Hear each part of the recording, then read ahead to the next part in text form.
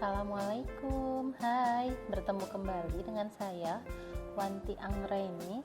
Hari ini kita akan membahas tentang struktur sel. Sel merupakan satuan unit seluler penyusun makhluk hidup. Berdasarkan ada tidaknya membran sel, sel dibagi menjadi dua, ada sel prokariot dan sel eukariotik. Yang pertama yang kita bahas tentang sel prokariot, yaitu sel yang tidak memiliki membran inti, contohnya pada sel bakteri. Yang kedua yaitu sel eukariotik, merupakan sel yang memiliki membran inti. Sel eukariotik ada dua jenis, yaitu sel tumbuhan dan sel hewan.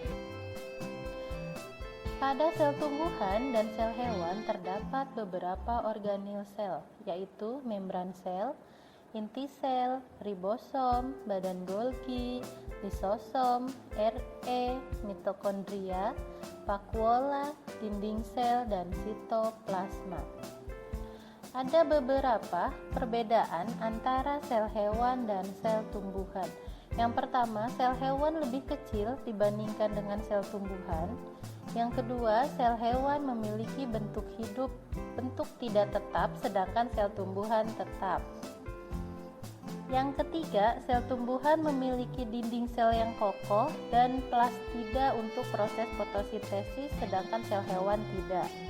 Yang keempat, sel hewan menyimpan makanan dalam bentuk glikogen, sedangkan sel tumbuhan berbentuk pati. Sekian untuk materi hari ini. Untuk materi berikutnya kita akan membahas mengenai fungsi dari organel sel. Terima kasih.